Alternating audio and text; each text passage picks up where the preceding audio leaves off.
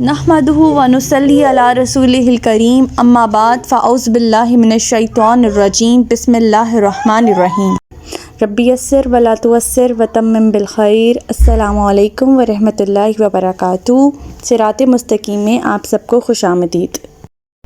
پچھلی آیات میں ہم لوگوں نے مومنین کے کچھ اوصاف ملاحظہ فرمائے تھے، کفار کا رویہ ملاحظہ فرمایا تھا، اور آج کل جو ہم آیات تفصیل کے ساتھ پڑھ رہے ہیں وہ منافقین کے بارے میں ہے، جس میں اللہ تعالیٰ ہمیں منافقین کے رویے کے بارے میں آگاہ کرتے ہوئے بتا رہے ہیں کہ منافقین کی وہ کون سی نشانیاں ہیں جو ہم نے اپنے اندر تلاش کرنی ہے۔ ہم نے اپنا جائزہ لینا ہے کہ ہم کیا اس کیٹیگری میں فال تو نہیں کرتے منافقین کی، ان منافقین کی کیٹیگری میں تو نہیں جو زبان سے تو کہہ دیتے ہیں کہ ہم ایمان لے آئے، لیکن در حقیقت وہ ایمان نہیں لے کر آتے۔ وہ سمجھتے ہیں کہ وہ اللہ کو اور مومنین کو دھوکہ دے رہے ہیں، لیکن در حقیقت وہ اپنے آپ کو ہی دھوکہ دے رہے ہوتے ہیں۔ آج کے سبق میں 11 سے 15 تک کی آیات میں ہم منافقین کا رویہ مزید تفصیل کے ساتھ ملاحظہ فرمائیں گے۔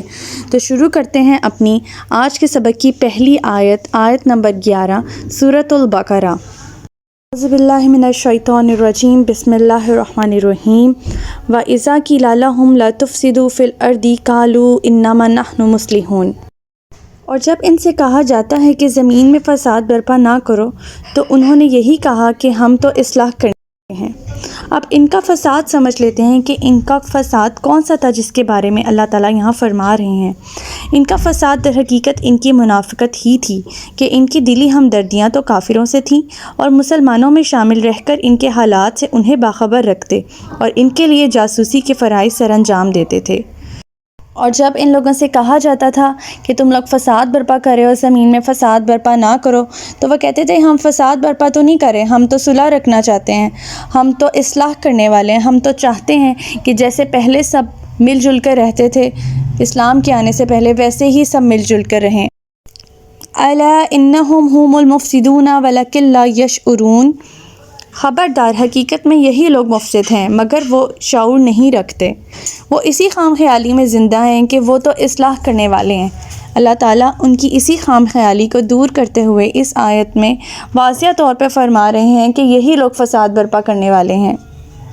ان کی اسی لگائی بجائی کی وجہ سے اور ان کے اسی منافقین والے رویوں کی وجہ سے وہ نہ تو یہاں کے رہیں گے اور نہ ہی وہاں کے رہیں گے، اور بہت جلد انہیں اس بات کا ادراک ہو جائے گا کہ اصل میں یہی لوگ فساد برپا کرنے والے ہیں۔ وَإِذَا قِيلَ لَهُمْ آمِنُوا كَمَا آمَنَ النَّاسُ قَالُوا أَنُؤْمِنُ كَمَا آمَنَ السُّفَهَاءُ أَلَا إِنَّهُمْ هُمُ السُّفَهَاءُ وَلَكِن لَا يَعْلَمُونَ، اور جب ان سے کہا گیا کہ جس طرح دوسرے لوگ ایمان لائے ہیں اسی طرح تم بھی ایمان لاؤ، تو انہوں نے یہی جواب دیا کیا ہم بے وقوفوں کی طرح ایمان لائیں؟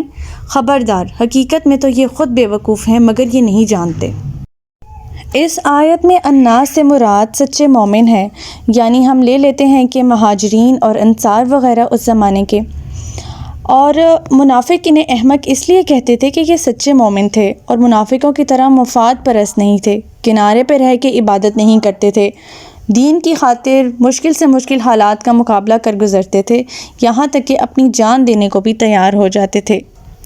اللہ تعالیٰ ان کی یہی خام خیالی دور کرتے ہوئے فرما رہے ہیں کہ یہ لوگ احمق ہیں، یہ جن مومنین کو احمق سمجھتے ہیں در حقیقت تو احمق یہ ہیں جو اپنی آخرت کو کچھ دنیاوی مفادات کے لیے ضائع کر رہے ہیں۔ وہ اس حقیقت کو سمجھنے سے قاصر ہیں کہ یہ دنیاوی مفادات تو صرف وقتی مفادات ہیں۔ وہ مسلمانوں کی طرف سے ان کی جان و مال کی حفاظت، مسلمانوں سے رشتے ناطے کرنا اور جنگ میں شامل ہونا بے وقوفی سمجھتے ہیں، حالانکہ بے وقوف تو دراصل یہ خود ہیں جو کہ دین اور ایمان اور ان کے اصولوں کو وقتی اور دنیاوی مفادات کے لیے قربان کر رہے ہیں۔ وَإِذَا لَقُوا الَّذِينَ آمَنُوا قَالُوا آمَنَّا وَإِذَا خَلَوْا إِلَىٰ شَيَاطِينِهِمْ قَالُوا إِنَّا مَعَكُمْ إِنَّمَا نَحْنُ مُسْتَهْزِئُونَ، جب وہ ملتے ہیں اہل ایمان سے تو کہتے ہیں کہ ہم ایمان لائے، اور جب علیحدگی میں اپنے شیطانوں سے ملتے ہیں تو کہتے ہیں کہ اصل میں تو ہم تمہارے ساتھ ہیں اور ان لوگوں کے ساتھ تو محض ہم مذاق کر رہے ہیں۔ یہ آپ منافقین کا رویہ ملاحظہ فرمائیے کہ ایک طرف تو جب وہ ایمان والوں سے ملتے ہیں تو کہتے ہیں کہ ہم تو ایمان لے آئے ہیں اور ہم تمہارے ساتھ ہیں اور ہم مانتے ہیں کہ یہ دین حق ہے، یہ دین سچ ہے، لیکن جب وہ علیحدگی میں اپنے شیطان کافر دوستوں سے ملتے ہیں تو کہتے ہیں کہ حقیقتاً تو ہم تمہارے ہی ساتھ ہیں اور ہم تو مومنین کے ساتھ محض مذاق کرتے آ رہے ہیں۔ اللہ تعالیٰ ان کی اس سرکشی کا جواب دیتے ہوئے اگلی آیت میں کیا فرما رہے ہیں، ملاحظہ فرماتے ہیں، اللہ یستہزئ بہم ویمدہم فی طغیانہم یعمہون۔ اللہ تعالیٰ ان کا مذاق اڑا رہا ہے اور انہیں ان کی سرکشی میں ڈھیل دیے جا رہا ہے جس میں وہ اندھوں کی طرح بھٹکتے چلے جا رہے ہیں۔ ہمارے لیے سمجھنے کی بات یہ ہے کہ اللہ تعالیٰ ان کے اس مذاق کا جواب کس طرح سے دیں گے۔ اللہ تعالیٰ نے فرمایا ہے کہ اللہ تعالیٰ بھی ان سے مذاق کریں گے۔ اس کو کیا مطلب ہے سمجھ لیتے ہیں۔ اللہ تعالیٰ کا ان کے ساتھ مذاق کرنے کا مقصد یہ ہے کہ اللہ تعالیٰ عن قریب ان کے سارے پول کھول دے گا، اور جو لوگ یہ سب کرتے آ رہے ہیں اللہ تعالیٰ انہیں ذلیل و رسوا کرے گا اور آخرت میں عذاب علیم سے دوچار ہوں گے۔ دنیا میں بھی ذلیل و خوار ہوں گے اور آخرت میں بھی ذلیل و خوار ہوں گے۔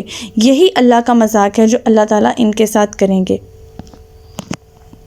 اور اندھوں کی طرح بھٹکنے جانے کا مطلب یہ ہے کہ ہر بات کو سمجھنے کے باوجود، حق بات کو جاننے کے باوجود یہ اپنی سرکشی میں مبتلا ہیں۔ آج کا سبق یہیں تک تھا۔ اللہ تعالیٰ سے دعا ہے کہ اللہ تعالیٰ ہمیں عمل کرنے کی توفیق عطا فرمائے اور ہمیں استقامت عطا فرمائے۔ سبحانک اللہم و بحمدک استغفرک و اتوب الیک۔ السلام علیکم ورحمۃ اللہ وبرکاتہ۔